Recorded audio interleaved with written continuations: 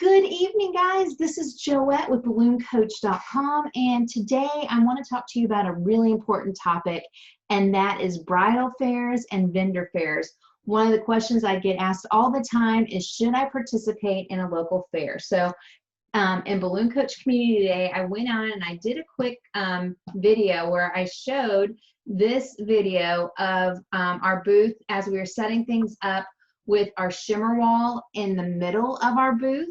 And then these are the different colors that the shimmer walls came in. And because we were doing 3 different photo ops, I ended up taking these samples and putting them around back of the pipe and drape so the brides could still see the colors, but it wasn't in the photos because I was afraid that it'd be too rainbowy. But what I want to show you here is this is as we're getting things ready, is when you're setting up a bridal fair, know that there's something going on the other side of your booth often. So like there's a person going on through this drape, and we were on what was called an end cap, which was really nice to give us a little more space. So that was just one area of our bridal fair. And then we had our hoops set up. And so what was cool is when people stood in this photo area, they would have the shimmer wall in the back that came out really nice. And then we also rent this vintage hot air balloon. And so by putting the big 3-foot balloons from the top, when you walked in the front doors of this bridal fair, our balloons stood out and you saw them above everything else, which was really, really nice. So for Party People events, we are located in Auburndale, Florida. We service the Orlando area convention centers. We also go over to Tampa, and throughout Central Florida, we'll travel typically 3 to 4 hours sometimes for some of our larger events. So with our booth, we were showing off some of the #1 things that would attract people's attention to our booth and things that they're currently trending. So this is like our boho floral arrangement that our office manager put up for us. So the thing that I want you guys to think about is when you are deciding, should I go and be a part of an event, the first thing for you to write down is, are your target clients going to be at that event? Okay, so when you're deciding, hey, should I go to this show? This show is called I Said Yes, and it used to be I believe The Knot that was called, and then a new group of people took it over. So we had to decide, do we go and be a part of this bridal show? Well, the #1 question is, do you like working with brides? All right. If you don't want to work with brides, if you think they're a royal pain and you don't want to do anything with weddings, then don't go to a bridal fair. If it's a kids expo and you don't like working with children, don't go to the expo. If it's for senior citizens and you don't like working with senior citizens, or you found in your area that they're most likely to not have the budget that you're looking for, then don't go to that event. So the #1 thing in deciding, do you want to go to an expo, whether it's a bridal fair or an expo for whatever demographic, is, do you enjoy servicing that demographic, and do you want to go spend a day with them? Okay, so that's your #1. You got it? So #1 thing, do you want to go service the people who are going to be at that event? #2 along with that is, you want to know, like, do you know who the producer of the event is?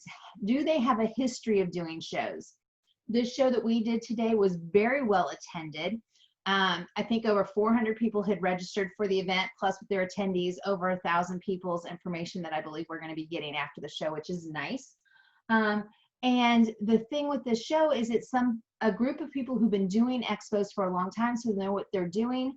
They know how to market. They know how to get the right vendors there and to make it a really classy show. So it was okay for us to spend not only our time of labor being there, but like setting it up the day before, and then all the prep work that goes into it, and then the follow-up afterwards. It was a group of people we want to work with. Now, there are other bridal shows that when I first started in the industry back in 2003, it was this person who was brand new, wasn't an event planner, didn't know the area that we lived in, and she did a bridal show, and I think honestly 5 people showed up. That was the biggest waste of money I ever had, because I didn't know to research the person putting on the event. So make sure that whenever you're doing an expo, you find out who's running it, have they had success in the past, how many people have been there, how many people are registered for it, how many vendors are going to attend. And then also a big part of that is, are the vendors that are going to be at this event people that you would like to be referral partners for you? Because one of the #1 reasons that we continue to do expos 17 years later is that we go to make sure we're building relationships with the vendors in that space. Because I don't think, oh, you know what, I'm at this show, so all these brides are going to buy from us. No, a lot of those brides are snapping pictures and they're going to have their friend make the balloons for them, or they're going to go online and they're going to try to buy the cheapest shimmer wall they can buy, right? But the right bride is going to come back to us and go, oh my gosh, that design you guys did, that was perfect. It's exactly what we want. I have to have you working with me. So you want to make sure that when you're going to some type of show, that the people who are putting it on know what they're doing and have a good history. And then #2, that the people that you want to work with, as far as vendor relationships, are going to be there. And then the clientele that you want to work with are going to be there. The next thing you want to do is you want to prepare in advance. So #2 is prepare in advance. Having the hoop ring, having the shimmer wall, having our white pipe and drape, having our basket, that all took time to have the team, Jonathan, his son, and our crew to load all that up. And then yesterday, he and Ginger spent the day putting things up. We also did some other things out in the lobby. And so it takes time to get this all together, and then making sure you've got business cards, making sure you have flyers, making sure that you have all those pieces that you need to make it a successful show. So taking the time to do it right and have all those things printed is super important. Building relationships with the people that are there. This is Laura Gardner with Perfect Day Productions. She's actually the event planner for my event that comes up in Orlando each year. Balloon Boss Pro Summit 2020 is coming up in Orlando, and she is a person who made sure last year's event in Orlando went off without a hitch. She had a booth just a couple of tables down from us, and so it was great to see her at the show, to continue connecting with those relationships, and then going out and asking other vendors to come to our booth and take their picture, right? Because we want them to have their photo in our design. So this is Laura and her husband, Brian. And so now we're going to have these wonderful pictures that she's going to be able to show off to her clients of her in our booth from the show, that then encourages them to get this hot air basket. What's fun when you have a booth is you want to make sure that you make it interactive. Not that it's just a display and people just walk on by. You want people to come into your booth and experience it. So one of the things we had people do is somebody was showing off their ring and they loved it with the shimmer wall. And so I would suggest to people, hey, if you want to show off your shimmer and shine of your ring, go over to our thing. And so people would hold up their rings and kind of have fun with it. And they would also do that in our photo hoop too. And I also saw a couple of brides who were coming together, and so they would both hold up their ring when they were in the hot air basket. So yeah, Debbie was saying it's a great idea to have vendors interact in your booth. So the time to do that is at the event you're at has a, if it's a bridal show, if they have a fashion show, or any other show that has a stage show. During that stage show, pretty much everybody goes to the stage, and that's where all the vendors are just standing around at their booth. So that's the time to go interact and talk to the vendors and invite them to your booth, or at least go talk to them at theirs. And it was just so fun. This video is sideways, but they were having a good time. So again, when you're having a booth, you want to make sure that you're showing off the things that you want to sell. If you don't like organic designs, then don't put organic designs at the booth. If you don't like doing a certain type of, like I said, if you don't like working with brides, then do not set up at a bridal fair. And then the last thing that you need to make sure that you do is that you set up to have success, and that is that you're going to follow up afterwards. So at this particular event that we were at, they collect all the information in advance, send us an Excel spreadsheet that gives us all the names and the email addresses to contact these brides. And so now our office manager, Ginger, will be sending out a newsletter to all of these folks with a follow-up saying it was wonderful meeting you, having a couple of pictures from our booth so they remember who we are, and then encouraging them to let us know when their wedding date is if they would like us to help them with their event. So now we're sending them a personalized email through our contact management system. We use All Pro Web Tools, and sending that email out so then they could ask for a pricing guide, and we'll have those links there for them to get that information. But making the time to send out those newsletters and having that in a system to be able to then send them other drip campaigns and other emails, that is key, because if you're not going to follow up with people, there's no reason to go to a show. The other part of it is you can go and follow up with the vendors that were there, the key people that you know you want to have a relationship with. If you're in my Balloon Boss Mastermind program, we have the scripts that show you what to say when you call people up and talk to them. And so that you can continue those relationships that you started by meeting them at the show. Now you can call them and follow up with them, and we give you the specific words to use in our Balloon Boss Mastermind program in the files, and then under venue conversation. So for those of you who are in my mastermind program, I wanted to make sure you guys knew that was there. So those are the key three things. Key three things. Is it the right clientele that you want to work with? Number two, be prepared. And number three, follow up. Here's the other thing, logistics wise, dudes, this is not easy. It takes time and energy. It's like an event. You've got to book it out on your calendar just like you book out any other client. That your client for that day is your company, and that you've got to build the balloons in advance, order in the products that you need, have the things that you need for your printed materials, have a crew to go set it up and a crew to break it down. Because one of the things that happened to me over the years as I got busier and busier with party people is I would have weekends where we would be doing like 13 events, and I had a small crew that helped me out. And one weekend I knew I was honestly going to have to work overnight to do Chase Bank deliveries, where I was driving 2.5 hours south of me to go do these jobs at multiple different places. And the way it was going to work out, it was going to be like 6 o'clock in the morning by the time I got home, and it was on the Sunday of the show. So I had my staff inflate the balloons, go do the setup, and then actually had them change clothes and work the booth without me. I was not even there. I walked in the door to check everything, and then I went home and went to bed. So when you work a booth, you want to have at least two people, yourself and someone else.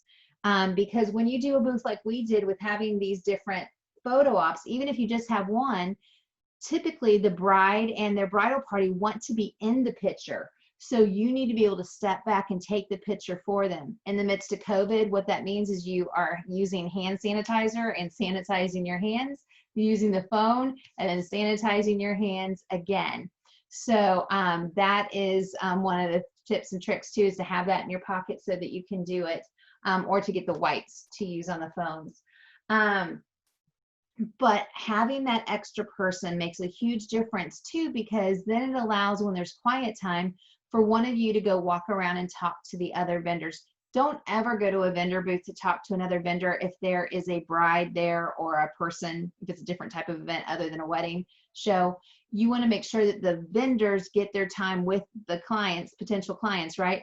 But when it's slow, that's when you introduce yourself and start building partnerships. And it's not about going, hey, this is Joette and that's what we do. It's about, hey, wow, you guys are a catering company. What are the type of clients that you'd like to work with? Do you just work with brides, or do you also work with family barbecues? What's the typical budget? What's your favorite dish to do? What's your delivery area? So you're actually wanting to ask questions and build those relationships with those vendors there.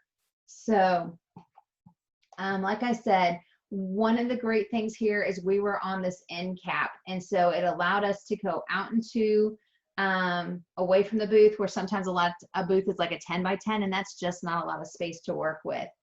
So if you do have a small booth, then just do one photo op. With us, we were able to do the 3 because of how large of our space was. So we had the shimmer wall, we had the basket, and then we had the hoop.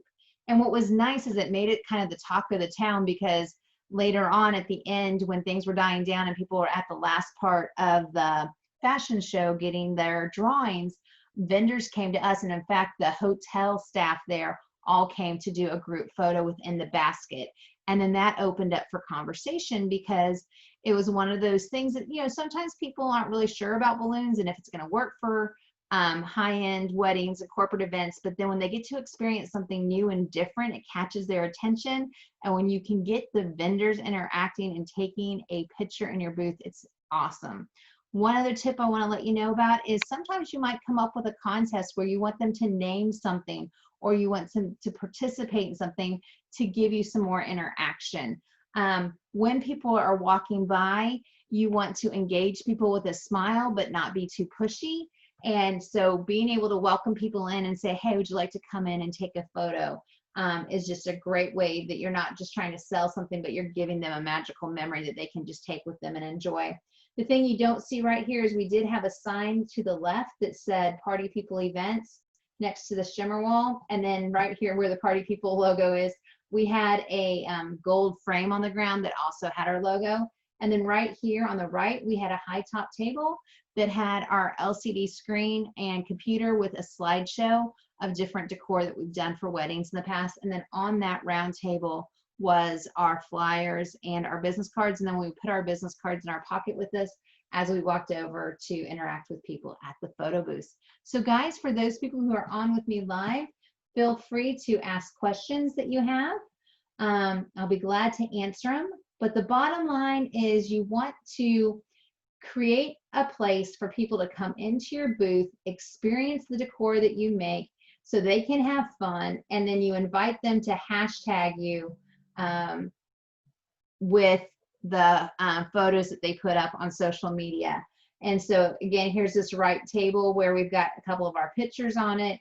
We've got the flyer, we've got our business cards, and then the video going. And what was great is this is a picture right here of a balloon wall that was actually from a stage photo shoot that we did in Orlando at one of our events 2 years ago. So for those of you who've been on the fence about, oh, should I come to Balloon Boss Pro Summit? Is it worth it? Or, if I can't come and travel there in person, is it really something that's going to help me out? The professional photography we take is great for you to be able to use on your marketing materials, on social media, and in flyers and events like this to kind of give people that idea of what the possibilities are with balloons. The other thing that you do at the booth is make sure that you set up in advance and early so you can take some fun videos and pictures. So like with this, I just did a video kind of going around the I Said Yes with the shimmer wall, just to be something fun for us to be able to use on social media later on. So now I can put this into my Facebook or my Instagram and said, hey, did you say yes? We're ready to help you shimmer and shine on your special day. So taking that time to take those extra photos is always fun. But again, it takes time. And if you're running around like a chicken with your head cut off, you're not going to be able to do that. One of the things that they did at the Hilton is they had these Lysol wipes. So like here, you can disinfect your stuff here on these tables. So that's just the little COVID note there. What do we do if we have not done balloons for weddings? Can we just display other designs on the slideshow? Yes. So if you are in the Balloon Boss Mastermind program, you're able to have access to our photos that we have shared there to use. The other thing you can do is think about, most people coming to a bridal fair, not only are they getting married, but they may have kids. They may be having a friend that's having a retirement party or something like that. So it's okay to have some, but I wouldn't do too much. You want to keep it pretty wedding-y. Brides want to see wedding stuff. All right, Debbie has a show the end of the month, and they have anti-spam laws that prevent the shows from giving out the contact information. I'm thinking about running a Facebook contest to make the connection. Yes. So if you're not going to be able to get a list from the show, number one, you want to have some way for people to give you their information by saying, hey guys, if you'd like to be on my newsletter, here's a way that you can sign up. So sometimes I've just done that on a clipboard where people sign their name and give me their email address because they're offering. And then the other way is to definitely set up that hashtag, make sure they know how to tag you on Facebook or Instagram, whichever one you want them to use. And then you can do a contest where it's like $50 off or $100 bouquet or whatever you want to do as a promotion for it to be able to get people interacting with you. So that is a great question. And then again, in a situation like that, building that extra time to build relationships with the vendors, because the vendors are working with your target client. And so that's who you want to have referring you to their folks. So I wanted to just show you around that some of the other things that were going on. You know, they had the different banquet tables set up just to give people ideas of what their decor looks like. And with it being in the midst of COVID, they just had a lot of space for everybody to be kind of spread out, so everybody wasn't right on top of each other. We did this, Jonathan created this out in the hallway. Then we had the I Said Yes next to the sparkle wall, to the shimmer wall. This was so fun where she waved her ring with the shimmer wall. I loved that. And so it's just fun to see people happy and engaged and interacting in the booth. So that's the key, is get as much space as you can so people can get into your booth and be a part of it. If you have just a 10 by 10 or a 10 by 8, then you're just going to do one photo booth. You would not be able to pull off 3. The way we were able to do the 3 is just because we were in that really big space. So yay. I'm going to do stop sharing. All right, guys, so I'm just checking to see if there's any other questions. Bottom line is if you need help in growing your thriving balloon business, if you need to increase your confidence in building balloon decor, or you need to increase your confidence in what's the sales script, what do I say when people walk into the booth, what do I say when I call and follow up with people, we are opening the doors on October 19th for my Balloon Boss Mastermind program. And I'd encourage you to go online to ballooncoach.com and to get on the wait list so that you can be joining us on the 19th as that next group of folks are able to enter into our program and be able to have access to our sales, marketing tips and hints, along with how to create balloon decor. If you're wanting to get your hands on things like making your own hoop frames, Gary Ledbetter with Tough Tex is going to be teaching us how to make hoop frames in Orlando. Chris Potts with High Float is going to be teaching us how to make letters. I'm super excited about that. Then Melissa Vincent with Anagram is going to be teaching us with foil balloons. Sarah Meyer from Wisconsin Balloon Decor is being sponsored by Qualitex and is going to be teaching us on how to do all of her amazing organics and trending designs. And then Liz Romani with Metallic is going to be teaching us some really great things about walls and other fun sellable designs. So we also have a bunch of other things going on with lighting, shimmer walls, and so much more.